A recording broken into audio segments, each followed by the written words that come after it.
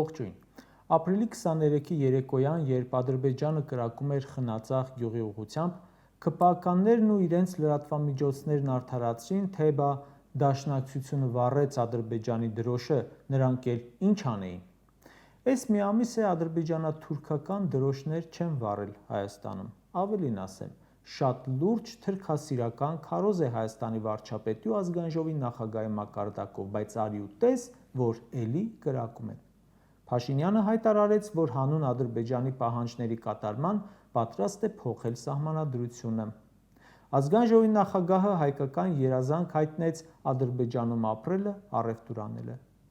Ադրբեջանցիներն արձագանքել են այս գիշեր։ Նրանց բանակը կրակել է Սյունիքի մարզի Խոզնավար բնակավայրի ուղղությամբ, վնասել բնակելի տուն։ Հիշեցնեմ, որ այս օրերին Էրդողանը այցելել է օկուպացված Արցախ, Բաքու է այցելել Թուրքիայի պաշտպանության նախարարը, նոր են ավարտվել թուրք-ադրբեջանական զորավարժությունները և սկսել է ադրբեջանական զորավարժություն։ Ադրբեջանը կրակել է, իսկ ինչ է արել Հայաստանը։ Ոչ մի բան։ Նիկոլը հրամայել է չկրակել, ՔՊ-ն ասում է չենք կրակում, որ էսկալացիա չլինի։ Նրանք կրակում են, որ խուճապ առաջացնեն։ Իսկ ում մոտ են խուճապ առաջացնելու։ Եվ դուք որպես այս ժողովրդի անվտանգության երաշխավոր իշխանություն ինչ եք անում։ Չեք կրակում, հասկացանք։ Եվ հարցնում է բնակիչը. Ինչ եք անում բա։ Այդպես էլ չհասկացանք։ Ըստ երևույթին այս կրակոցներով թշնամին ասում է. ինչ էիր ասում, Մինսկի խմբի լուծարում, նոր սահմանադրություն, հայցերի հետ կանչ, համաձայն ես ադրբեջանցիների Հայաստան տեղափոխվելը քննարկել, դե շուտ արա տեսնեմ ինչ ես անում։ Եվս մեկ անգամ հիշեցնեմ, գործ ունենք իշխանության հետ, որը երեկ խոսում էր, որ ավելի ինքնիշխան ենք, ավելի անկախ ենք, ավելի ամուր ենք, ու մեկ պատրոնով անգամ վախենում է պատասխանել կրակոցին, ուրիշ ոչինչ էլ չի անում։ ՔՊԱ-ական Սյունեցի падգամավորն ասում է, դե որ պատասխանենք Ադրբեջանի կրակոցներին, էսկալացիա կլինի։ Եթե խաղաղության պայմանագիր կնքենք, չի լինի կրակոց։ Եթեն լավ ասիր։ Իսկ կկնքվի, իսկ որ կնքվի, ինչ որ բան, կպահեն։ Ձեր ասած խաղաղության գործընթացը անտեսանելի է, անհասկանալի է, անիրատեսական է, անընդունելի է։ 5 տարի է կնքում եք։ Արցախից էլ հրաժարվեցիք, նվեր տվեցիք թշնամուն, բա խի լավ չենք ապրում, անվտանգ չենք ապրում։ Էլի եմ հիշեցնում Սյունեցի падգամավորին, դուք որպես իշխանություն, ձեր դրած ու նշանակած վարչապետը իր կաբինետով, այս ժողովրդի անվտանգության երաշխավորն եք, կամ կարողանում եք դա ապահովել, կամ ռադ եք անում ձեր նշանակածներին նորերին եք բերում, կամ ռադ եք լինում բոլորով, որովհետև եթե մենք որևէ մեկի հետ ինչ-որ ծառայության պայմանագիր ենք կնքում ու նա չի կատարում իր պարտավորությունները, կամ միակողմանի խզվում է, կամ ստիպված իր միջոցներով գուցե ոնց ուզում է կատարում է, դա հենց պարտավորություն կատարելն է, որը դուք պարտավոր եք։ Ձեր պարտականությունը նա չի, որ ժողովրդին լոլո կարդաք, թե որ սենց անենք, նենց կլինի,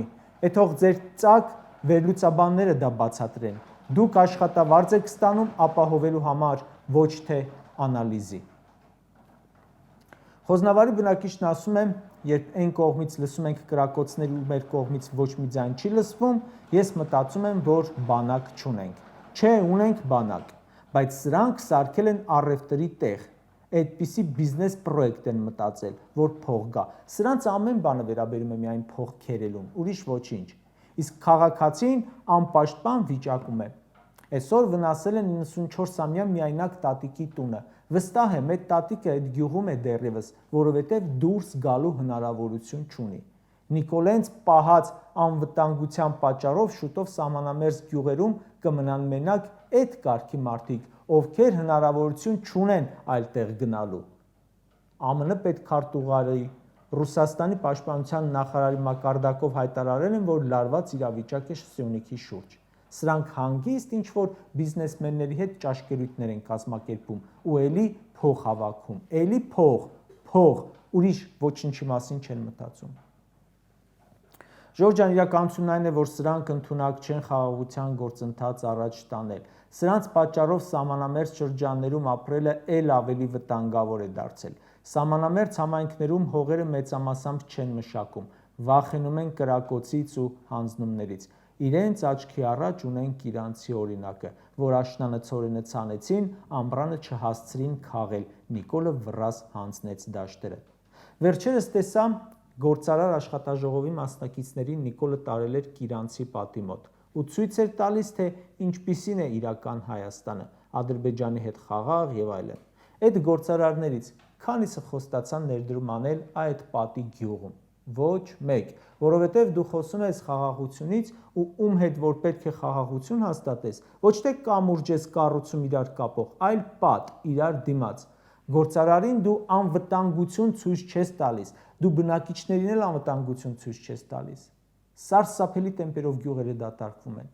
Ու մեղադրելու չէ, որովհետև տեսնում են քեզանից խաղաղություն կառուցող դուրս չի գա։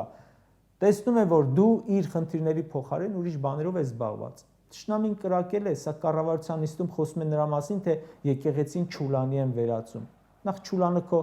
երրորդ մասի տունն էր, հիմա էլ երևի կառավարության դաչան ես Չուլան սարքել։ Բայց երբ մեր այսքան խնդիրների ֆոնին դու այդպիսի բաներից ես խոսում, քեզ լսողը հասկանում է, որ իր համար դու չկաս որպես հարց լուծող կառավարություն։ Դու թշնամու ախորժակը բացել ես ու քսի տվել մեր երկրի վրա։ Ինքդ էլ զբաղված ես ամեն ինչով բացի քո ուղիղ պարտականություններից։ Մի քանի անգամ ասում եմ, պատերազմ չի լինելու, խաղաղություն է լինելու,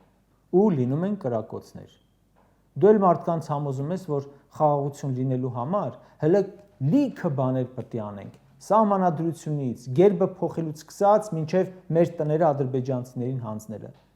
Պատերազմ չի լինելու հայտարարությունը քեզանից լսում են նույն մարդիկ, ովքեր քեզանից լսել են, որ Արցախի ինքնորոշումը միջազգայինորեն կճանաչվի, որ Արցախի հարցը ռազմական լուծում չունի, որ Ադրբեջանի ռազմական գերազանցության մասին առասպելները քանդել ես, որ հեսա այնպիսի բան կասես, որ Ադրբեջանը կքանդվի։ Սրանք քեզանից լսած մարդկանց դու հիմա էլ ասում ես պատերազմ չի լինելու։ Լուրջ, բա ինչի համ 2029 եղավ, համ 2022-ին եղավ, համ 2023-ին եղավ։ Մենակ այդ խոստումները չէ։ Մենք քեզանից լսել ենք 1000-ից ավելի խոստում, որոնք մնացել են թղթի վրա։ Ինչ խելքիդ փչել է խոստացել ես։ Հայկական տեխնիկայի արտադրության խոստում, քեզանից լսել են Հայաստանում ավտոմեքենաներ արտադրելու խոստում, դու լսել են սամալյոտ արտադրելու խոստում ու հիմա էլի խոստանում ես։ Նիկոլը մի քանի անգամ հայտարարել է, թե Հայաստանն ու Ադրբեջանը ճանաչել են միմյանց տարածքային ամբողջականությունը, ինքնիշխանությունը, միջազգայինորեն ճանաչված սահմանների անխախտելիությունը, ուժի եւ ուժի սպառնալիքի կիրառման անթույլատրելիությունը։ Կարող եք ասել, թե երբ է Ադրբեջանը հայտարարել, որ ճանաչում է Հայաստանի Հանրապետության տարածքային ամբողջականությունը։ Եթե ճանաչում է, բա ինչ են մեր երկրի ներսում, Սև լճում, Ջերմուկում, Վարդենիսում։ Երեք ասում էր պատերազմից անցկացրել են ժողովրդին, դժվարությունների միջով անցկացրել են, բերել են այսօրվան, որտեղից սկսում են ձեռքբերումներ։ Այն կնոջը ասած էփած հավի ծիծաղն եկավ։ Ձեռքբերումը ո՞րն է։ Այն, որ ապրանքսկի չեն կարողանում արտահանեն, թե փոշու մեջ կորած օնկոլոգիական վտանգ ներկայացնող քաղաքի միջավայրը, թե ամեն անձրևից հետո քաղաքը գետի վերածած վիճակը, որը ասեմ։ Երևի ձեռքբերումը ձեր մոտ է, տներ եք առնում, գնում ճոխտեղեր հանգստանում եք, Ալենը պետբյուջեի հաշվին ախրանայով գնում է ֆիթնես պարապելու, երևի դա նկատի ունեք։ Հանձնել եք 12000 քառակուսի կիլոմետրից ավելի, հենց այսօր գծում հանձնում եք Տավուշից, բերել եք մի կետի, որ երկրից փախչում են, թե ժողովուրդը, թե զբոսաշրջիկները, թե ներդրողները։ Մի վիճակի, որ ամեն անկյունից ատելությունը, խեղճությունը, աղքատությունը թափվում է։ Ու ամենակարևորը, մի կետի, որ անգամ բացվող օրվա ընթացքում անվտանգության վրա չենք կարող վստահ լինել։